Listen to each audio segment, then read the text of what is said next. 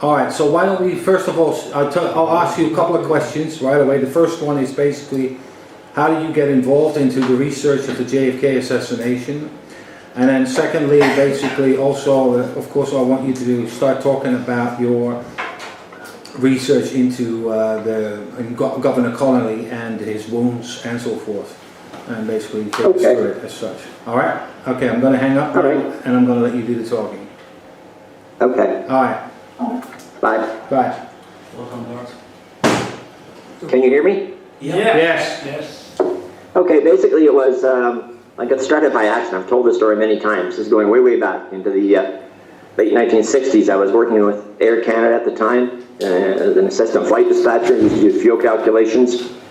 And I was on the midnight shift, 11 p.m. till 7 a.m. in the morning, and I belonged to the Book of the Month Club. And Mark Lane's Rush to Judgment had come. I wasn't interested in it. I let the 30 days lapse. I was stuck with the book, couldn't send it back, so I read it on the afternoon, the evening shift, and that's really what got me intrigued from there. And from that point forward, I tried to read as much as I could. Shortly thereafter, I found Harold Weisberg's first book, Whitewash. I contacted Harold. I first contacted Harold probably in 1967.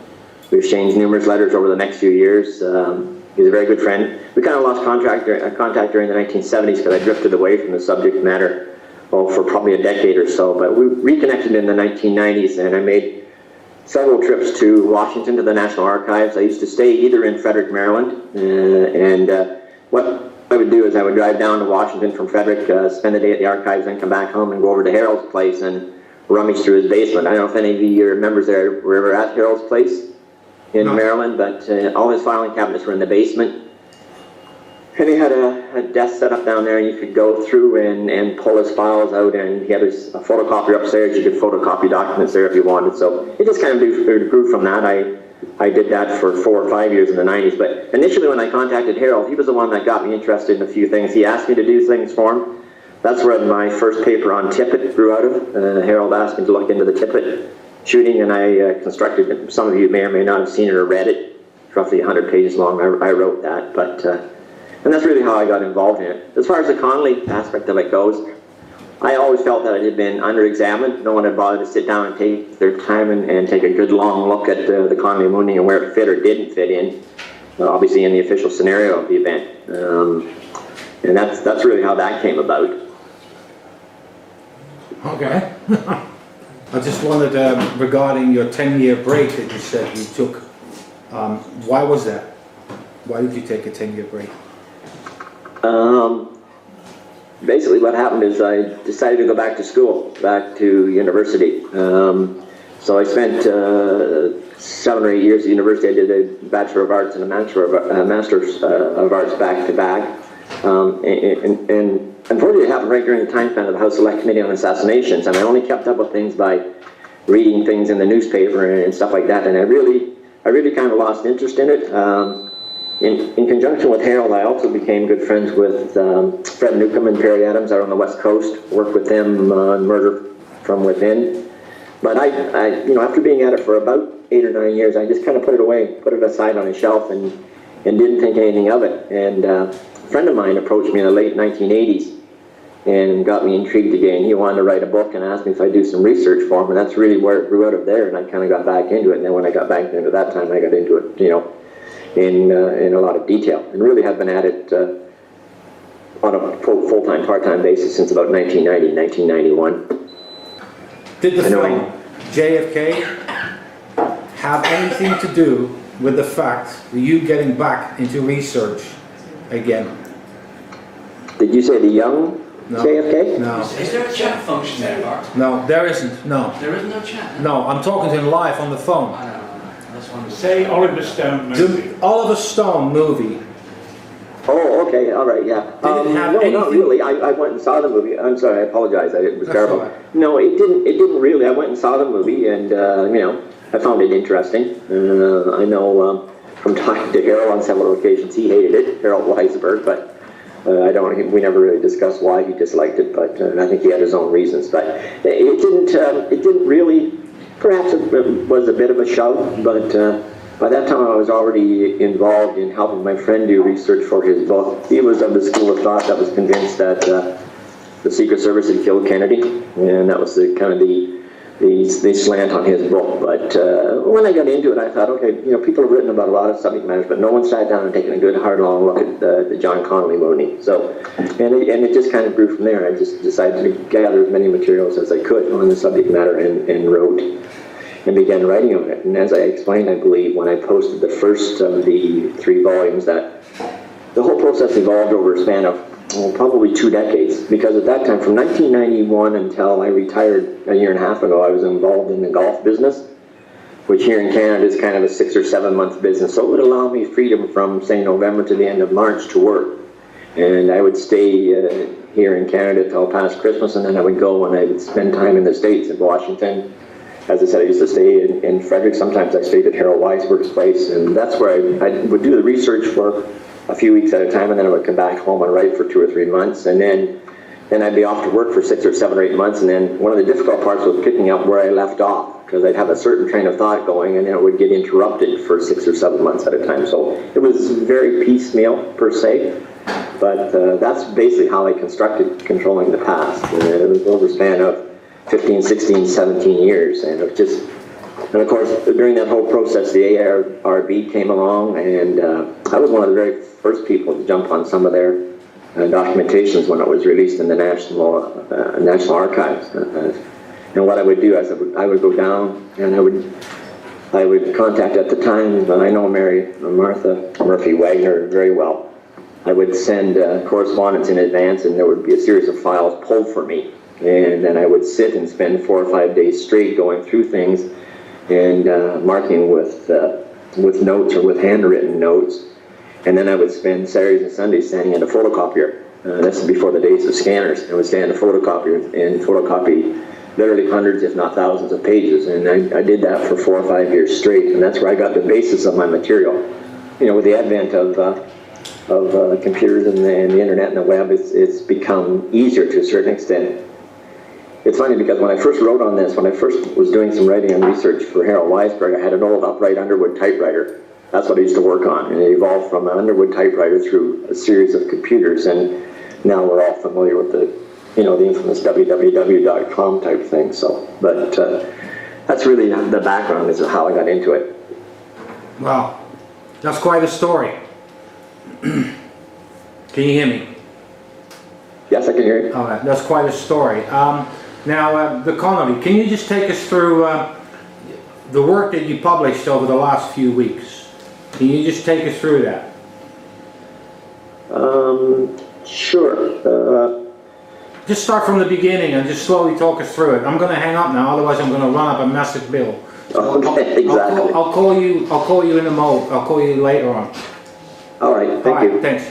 That's really different, international. Yeah, to take you through it, obviously this is 20 years work, and it would take me a while, but really I started by looking at the physical evidence. I'll give you my thoughts on his wounding right up front. I don't believe in the single bullet theory. I never have from the beginning.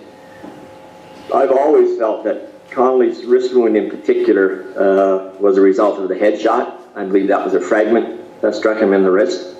I've always been of the frame of mind that all of Connolly's wounds happened after the headshot. I don't think Connolly was shot before frame 313 at all. That's just, you'll see as you read, as the work goes on, what I base that on. But really, I started by trying to contact, Dr. Shaw was the only individual I was able to get a hold of and talk to. I talked to Robert Shaw twice late in his life. He'd been retired at that point in time. And if you look at the manuscript, that's kind of how I built it. I took the first part of what transpired at Parkland Hospital and then just built upon, I had a long look at the doctors, particularly their operations. I found the governor's complete medical history, which the House Select Committee on Assassinations had. They'd acquired it through the process of subpoena, but I'm not so sure that really many people took a good, hard, long look at it, because that's where I found the Audrey Bell fragment memorandum that's caused so much controversy as to whether who she turned the fragment over to. Was it Bob Nolan, and where it went from there? But that was in Connolly's complete medical history for some reason. There were actually, I found 2 different versions of it in the House Select Committee records at the National Archives. One of them had a few more pages in it than the other one did, and again, I explained that in the manuscript. That was just stuff that was acquired, I believe, by Connolly and shoved in the file per se. But yeah, I started with the medical evidence. I started with the operations and kind of worked from there, worked my way through it, and then started from the end point, and then tried to work my way backwards to see if I could back up or figure out precisely what happened. I tried to correspond with Nellie Connolly. She refused to answer my letters. The first couple, I think she kept, and then she started bouncing them back to me. So I was never able to talk to her at all. I did talk to William Stinson. We exchanged a couple of letters. I spoke to him once. Stinson was the Connolly aide that was at Parkland Hospital. A couple of things I'm working on right now in my Lancer presentation in 2017.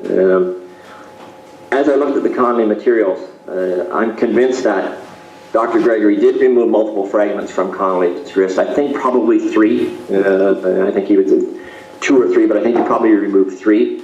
But my argument at Lancer in 2017 was that the FBI only ever received 1. They never received all 3. They only received the one which was C9, which became Q9, which becomes Commission Exhibit 842. And I'm still working on this. I'm trying to find out more. Their normal routine for what they do with evidence as it recovered during an operation was disrupted by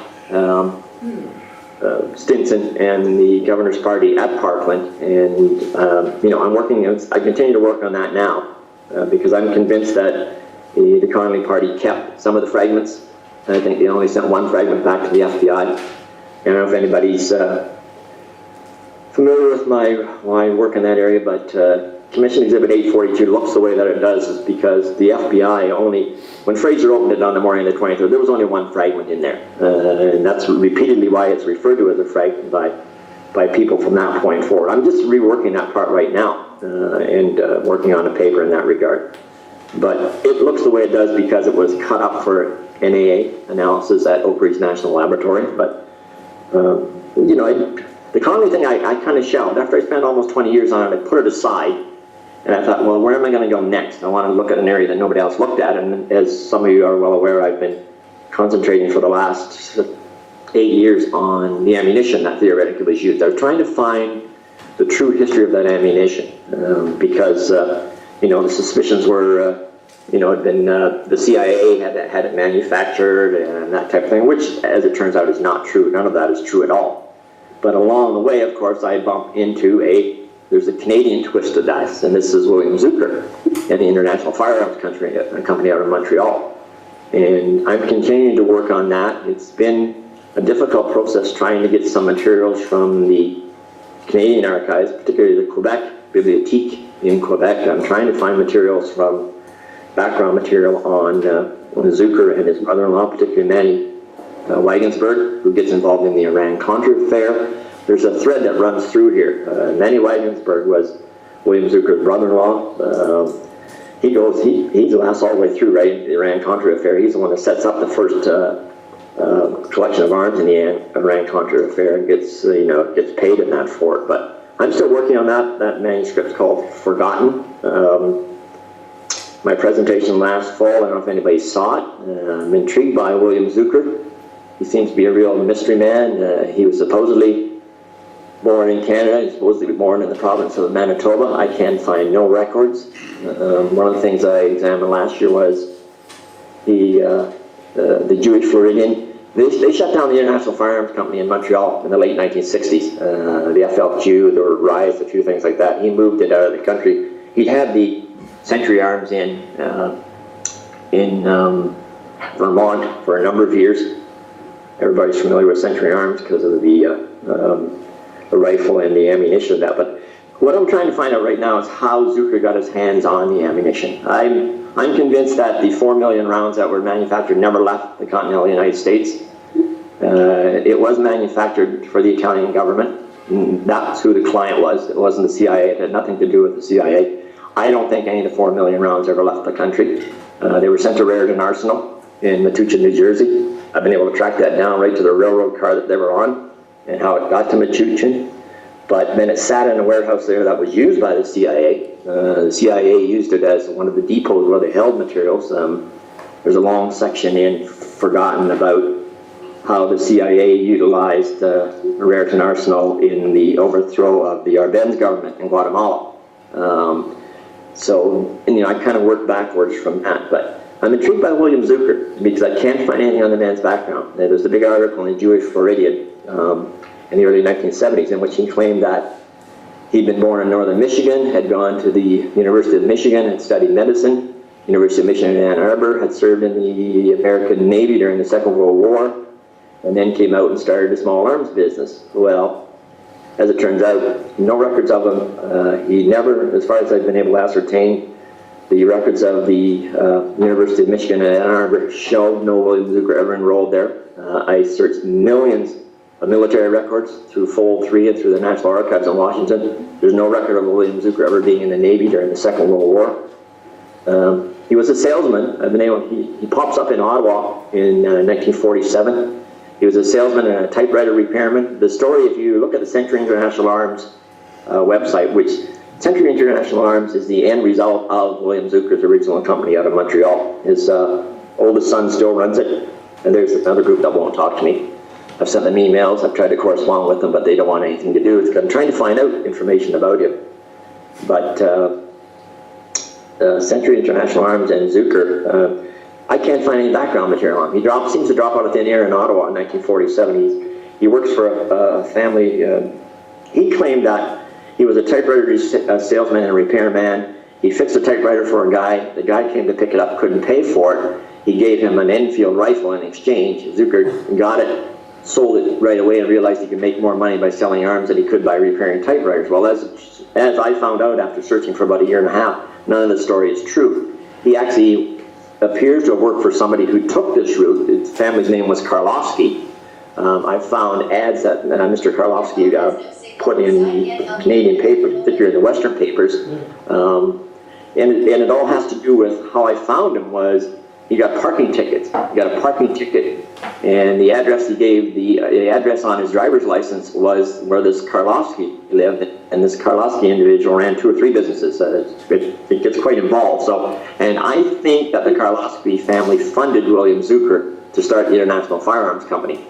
And of course, it gets tied in the Kennedy assassination because whether you believe that the Western Cartridge Company ammunition was used in Dallas or not, it is a link to Oswald because it's eventually going to be a link to that rifle. And that's where the whole key is. And I'm trying to find out how Zucker got his hands on the actual ammunition. That's the part I'm working on right now.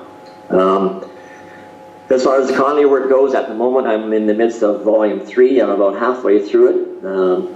This one was a throwaway when I constructed the Conley manuscript. It's my 115-page look at there's a Zapruder film and what happened with the CIA and the Secret Service at the National Photographic Interpretation Center over the weekend of the assassination.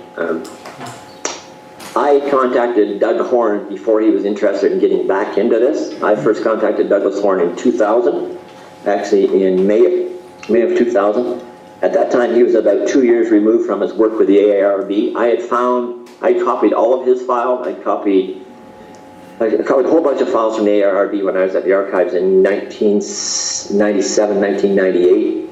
And I went through Doug Horn's files and a bunch of others, and I gathered all the information about the NPIC event. And so I tried to find Doug Horn. And in 2000, he was working for the Simon Wiesenthal Institute in New York City. And I sent him an email, and he was nice enough to reply, because I'd heard from people I didn't want anything to do with it. He had washed his hands of the whole thing, and he was done with the ARB. But I contacted him in 2000, and we exchanged a few emails, and that's what got me going on this chapter. So I hadn't looked at this chapter for probably 10 years, and I pulled it out 2 days ago. I'm about halfway through it. I've downloaded some of Doug's recent revelations, his recent writings on it. He and I disagree, as you'll see when you read my take on it. But I'm working on that aspect of the Conley manuscript. The next couple of chapters, I think everybody will find the last chapter interesting. John Conley, in reaction to William Manchester's book coming out, gathered a group of people around him to construct what was called euphemistically the Connolly document. It involved 2 or 3 of his lawyers.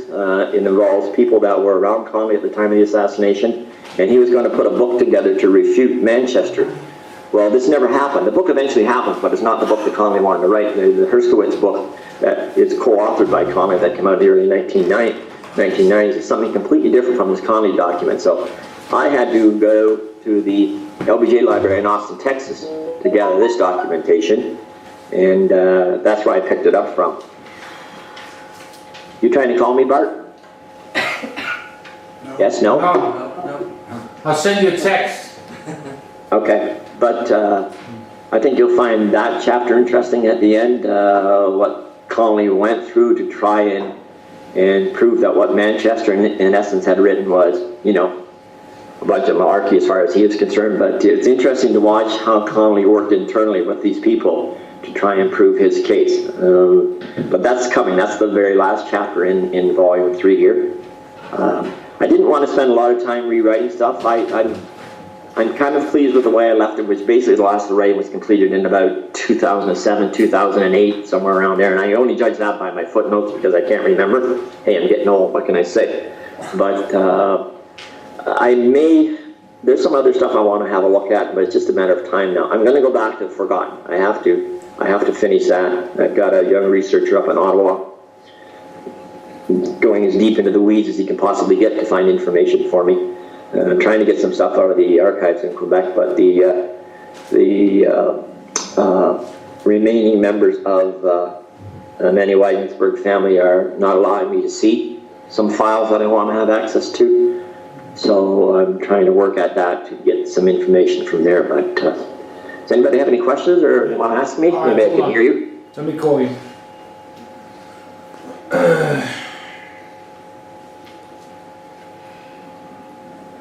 Today. I don't want you to run up your phone, Bill.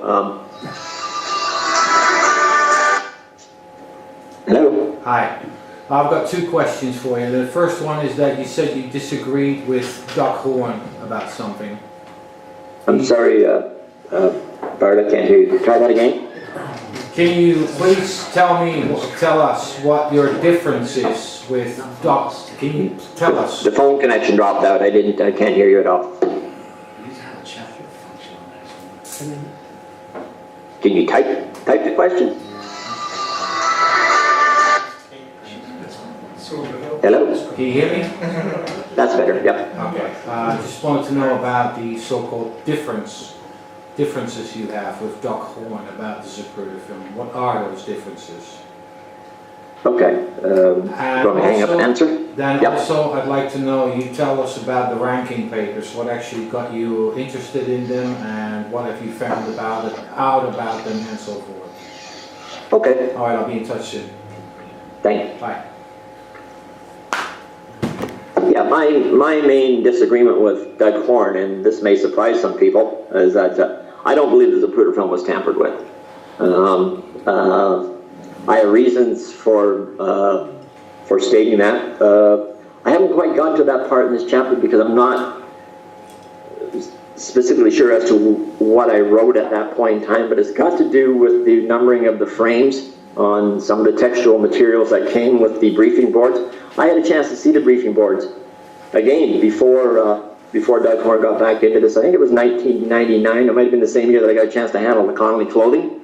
I actually saw the briefing boards. In fact, I think the set I saw are different than the set that Doug has put up in his last couple of presentations he's made. So, but my main disagreement with Doug is that I don't believe that the Zapruder film was tampered with, at least not in the way that he contends it happened.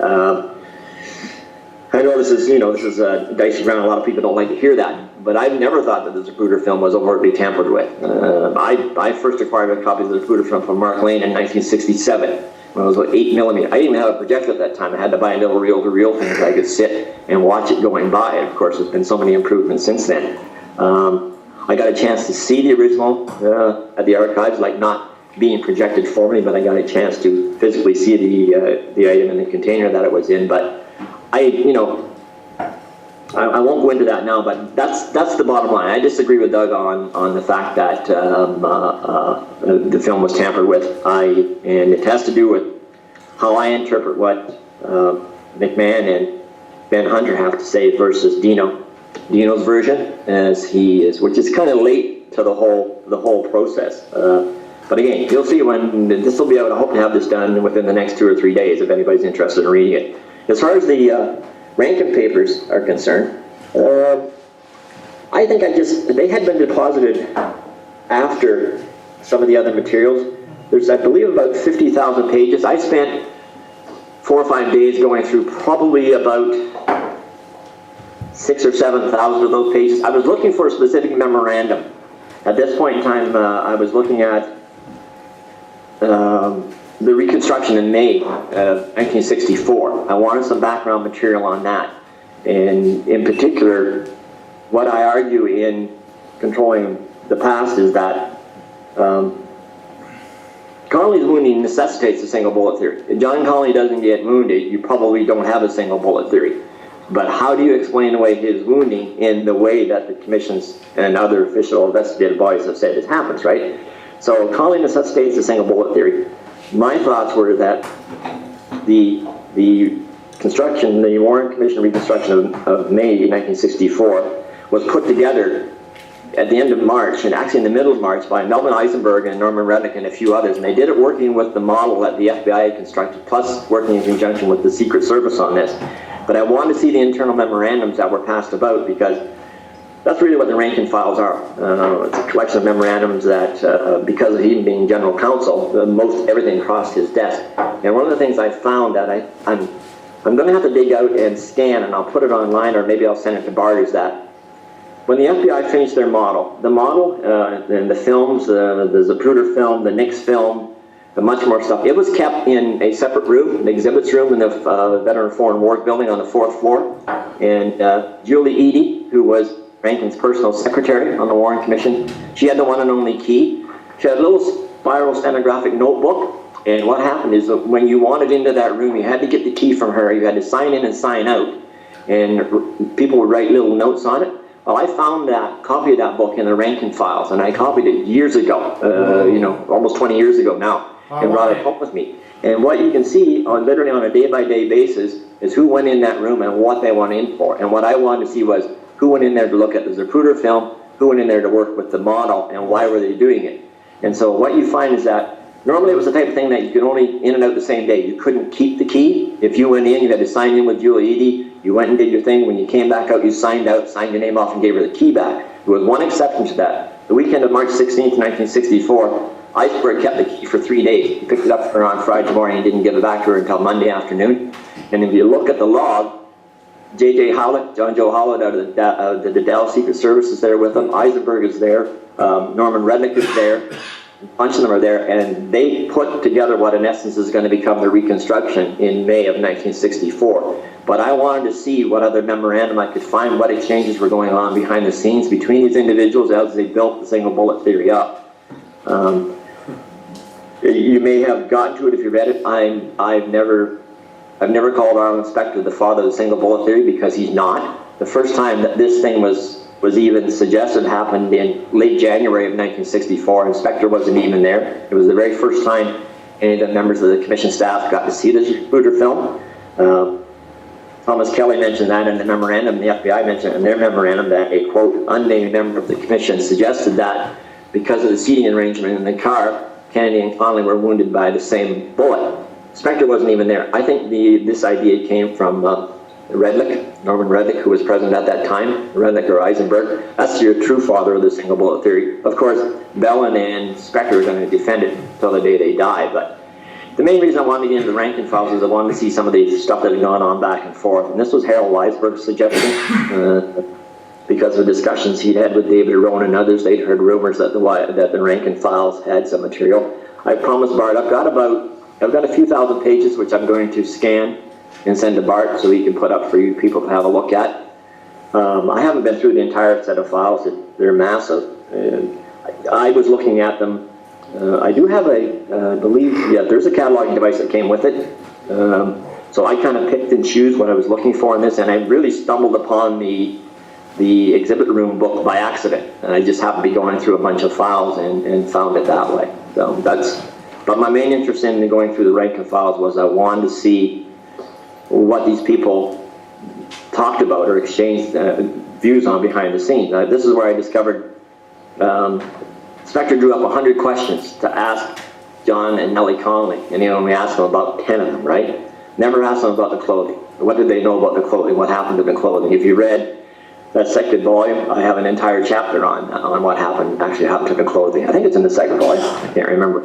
But, you know, things like that. So it was interesting. I did it in essence because at one point in time I thought I would write a book about the Warren Commission. I had a couple of exchanges with Max Holland, whose book has never come out. People are probably familiar with Max Holland. He's been working on a history of the Warren Commission now for a lot longer than I've been working on even the Connolly thing. I don't know if he's ever going to get it published. Okay, we've exchanged emails a few times. We have differing opinions about that, naturally, but that was one of my thoughts in the back of my mind. I was going to write something about the Warren Commission, beginning right from how it was put together. Basically, a lot of them were handpicked by Rankin and others. But, and so I wanted to get into his files and have a look at what he had to say. So that's really why I got into the Rankin files. Anything else? Somebody can try asking me a question. I don't know if I'll hear you or not. Hello? Hi. That's great that you told us. I just wanted to say about the Rankin files. Part of it that I saw was chapters 4 and 5 of the Warren report, basically with annotations. And what Malcolm Blunt basically told me at that time is that that Rankin was basically the person to go to, that if they had any questions or misgivings, or you know, if they'd say like, well, that's real speculation, or that's just rubbish, or that's useless, this, that, and the other, blah, blah, blah. All that type of traffic and correspondence would basically go through Rankin. And if you wanted to know like the background of the Warren report and the Warren Commission and how they actually interacted with each other, it's actually inside those Rankin files as such. So, right. Hence my interest as well, and Malcolm's interest as well, because actually Malcolm spoke to me about a month ago, and month and a half ago, and he said like, I've asked him like, well, what are you going to look for? What can we expect regarding all this? Okay. I'll hang up now. All right. Yeah, just getting back to the Rankin files very briefly. I agree with Malcolm Blunt on that. One of the things I found, and I mentioned it in, it might be in this third volume, I think it was, I touched upon in volume 2, is that Rankin withheld things from the actual 6 members of the Warren Commission. He withheld things from Warren, from Ford, from the rest of them. He was the go-to person in the infrastructure of the Warren Commission himself. He and Norman Reddick were extremely close. Things went to Rankin, but a lot of times they got filtered through Norman Reddick first, and as you indicate, I was coming at it from a different perspective than Malcolm, but I can understand Malcolm's interest in it, and you know, perhaps sometime if I go back, I would look at the Rankin files again. You got to understand, the time that I did it, I used to, when I originally did it at the National Archives, you used to literally put coins in a machine to copy, and then as it went further along, they came up with like, kind of like a credit card system, and you used to load money on it and use it in the photocopier. So, you know, and for me traveling back and forth, I was always concerned when I got to the border if I got stopped and they asked me what all this paper was, but it never happened. In 5 or 6 crossings, I never got stopped at the border to say, hey, what are these few thousand pages in the back, and people started rifling through them, kind of thing. But that's really what my interest in the Rankin files, where that came about. But as I said, I came at it because I was trying to find out information about the Warren Commission reconstruction. And a lot of that had to do with the late Tom Purvis at the time. If you can see over my shoulder, and the tubes behind me here, Tom sent me copies of all of Robert West's original survey plats, and I was trying to work on some reconstruction material, and Chris is involved in that too, and so I went at it through the Rankin files, and I'm glad that I did, because I found out things. I have to go back and look at the Rankin files, because I think I copied about 6,000 or 7,000 pages and probably used 1,000 pages, and the other stuff was sitting in a filing cabinet in my basement, which I've never haven't looked at for years and years. In fact, I pulled that filing cabinet apart the other day for the very first time, trying to find the Julia Eady thing. I will find it, and I'll send it to Bart. As far as volume 3, there's 6 chapters involved. The first one deals with the Edgewood Arsenal testing, particularly the attempts to reconstruct Connolly's wounding. I did a paper on that in Lancer a couple of years ago. I'm doing this chapter on the Zapruder film. I have an entire chapter on Ken Ron and Dr. Latimer and their work that they did trying to duplicate the single bullet theory. I've got the chapter, as I said, that I'm working on now. I've got the big chapter is on, there's 2. One's called, one's about John and Nellie Connolly and about their 2 works that they wrote with Herskowitz. First John's book and then that horrendous book that Nellie Connolly put out a few years ago. Herskowitz goes through both of them. And then the last chapter basically is about this Connolly project, the Connolly document that he tried to put together to come up with a book to combat. It basically started with Manchester, but he wanted to combat the critics in general, wanted to refute what they had to say about the shooting. Mark Lane had the best line of all. Connolly said after the Warren report came out that just because he disagreed with the Warren report on the single bullet theory didn't mean that he disagreed with the Warren Commission's finding. And the very next day, Mark Lane said that he showed an abysmal ignorance of the true facts of what happened in Dealey Plaza, which I always thought was one of Mark's greatest quotes, and I have that in my book. But that's what Volume 3 is all about. And that's it. I'll have it done before the end of this week, by the end of this week, and then I'll post it up online if anybody's interested in having a look at it. Forgotten, on the other hand, I want to try and get published either as an ebook. I've got to get back and try and get it finished this summer. I was, I've got some areas there that I'm working on. I've discovered so much on that nobody knows about as far as that ammunition is concerned. But the Zucker annual here in Canada is the one I'm working on right now. Try and find out how he actually acquired that, the actual ammunition. So, anybody have any questions? I don't want to Does anyone have any questions? Hold you people up, but you can try asking me, see if I can hear you. All right, 1 second, I'm going to call you. Say again? Bear with me.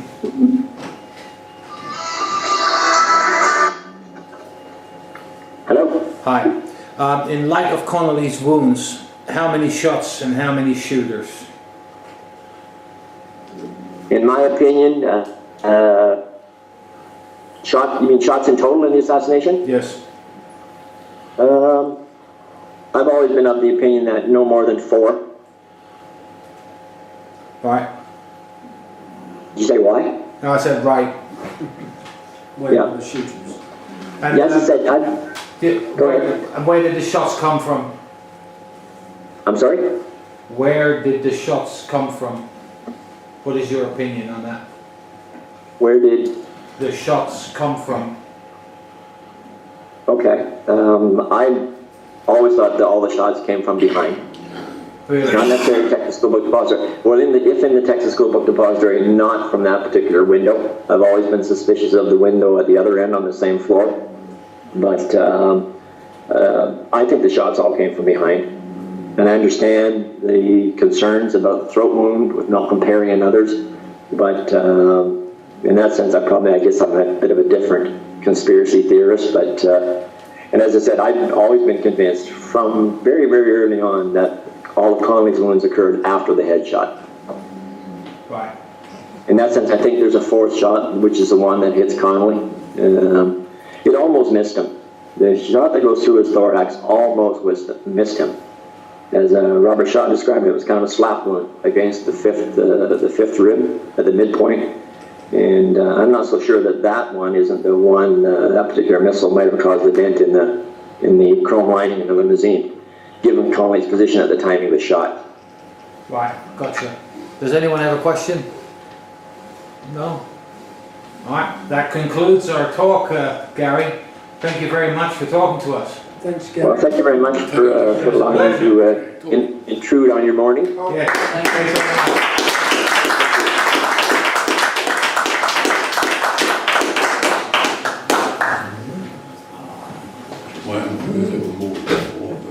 Thank you. Bye-bye. Hi.